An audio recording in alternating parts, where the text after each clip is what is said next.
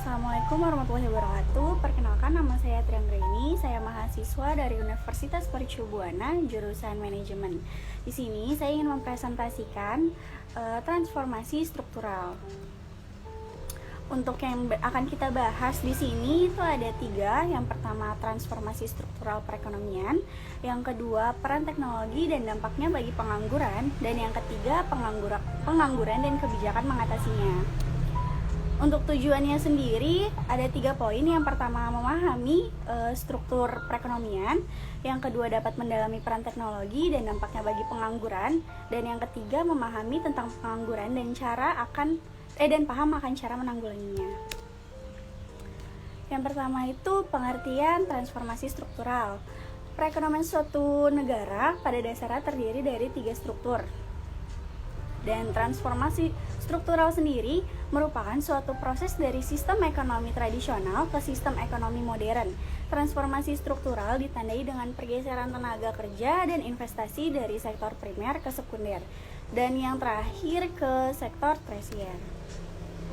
Untuk perekonomian suatu negara pada dasarnya terdiri dari 3 sektor. Yang pertama itu ada primer, sekunder, dan tersier. Primer itu terdiri dari pertambangan, penerbangan, perikanan, budidaya tanaman, dan budidaya makhluk hidup. Yang sekunder itu ada bioteknologi, teknologi informasi, bahan kimia, nanoteknologi, dan elektrik. Untuk yang terakhir itu tersier, semua jenis industri jasa, kesehatan, pendidikan, pariwisata, dan industri kreatif. Untuk poin yang kedua, itu ada peran teknologi dan dampak bagi pengangguran.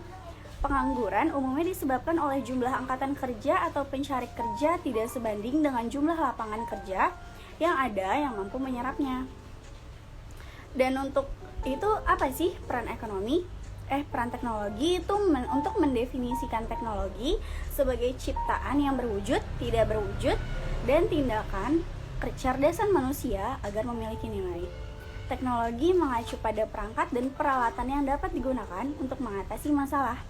Teknologi tidak hanya mengacu pada alat dan perangkat fisik, itu juga mencakup teknologi virtual seperti perangkat lunak dan praktik bisnis.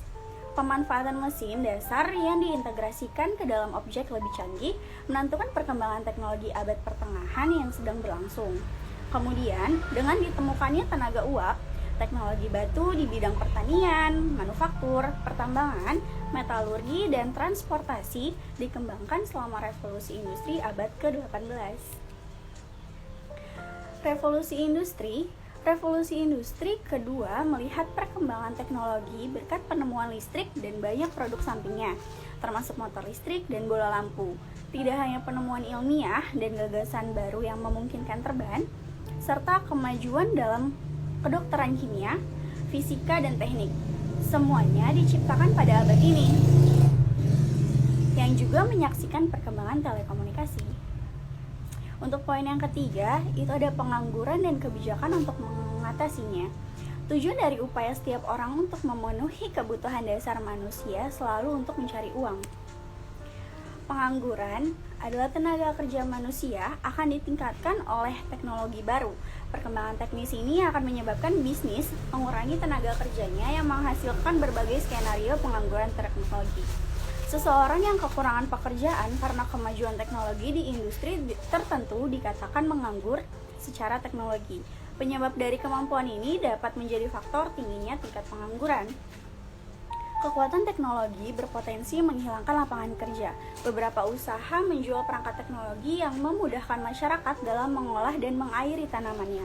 Akibatnya, karena sangat sedikit orang yang memiliki pengetahuan tentang cara membuat produk, perusahaan menyediakan kursus petani tradisional sehingga mereka dapat mempelajari cara kerja peralatan untuk menyiasatinya. Singkatnya, proses yang telah diadakan telah membantu memerangi pengangguran teknologi. Pekerjaan baru bisa didapatkan dengan sangat mengandalkan pendidikan. Ketika seorang belajar, mereka akan memahami konsep-konsep baru dan menghadapi tantangan. Karena mereka sudah memiliki kemampuan baru dan dapat bekerja di tempat yang benar-benar dibutuhkan, hal ini mengatasi pengangguran teknologi. Dan ada pun hal-hal yang atau tindakan untuk mengatasi pengangguran teknologi, yaitu meningkatkan imajinasi, meningkatkan sumber daya alamnya, memanfaatkan teknologi untuk tetap mengikuti kemajuan, meningkatkan daya cipta, penelitian tentang pengurangan teknologi atau penggunaan teknologi. Seperti sebagaimana dinyatakan dalam proklamasi, pengangguran merupakan masalah sosial di Indonesia yang sangat sulit dipecahkan. Dan untuk kesimpulannya, ada banyak bentuk pengangguran yang tidak mudah terlihat oleh masyarakat umum. Dalam masyarakat modern, pengangguran datang dalam berbagai bentuk, terutama pengangguran karena kurangnya sumber daya manusia yang membantu. Masukan terbesar untuk kemajuan saat ini adalah sumber daya manusia. Akan selalu sulit bagi manusia untuk beradaptasi dengan perubahan yang tiba-tiba atau terencana. Tujuan pengaturan ini adalah untuk menurunkan tingkat pengangguran. Seiring berkembangnya teknologi, dari waktu ke waktu pengangguran meningkat. Ketika teknologi maju, jenis pengangguran ini dikenal sebagai pengangguran teknologi dan karyawan yang diberhentikan. Sekian presentasi yang dapat saya sampaikan, kurang lebihnya mohon maaf. Wassalamualaikum warahmatullahi wabarakatuh.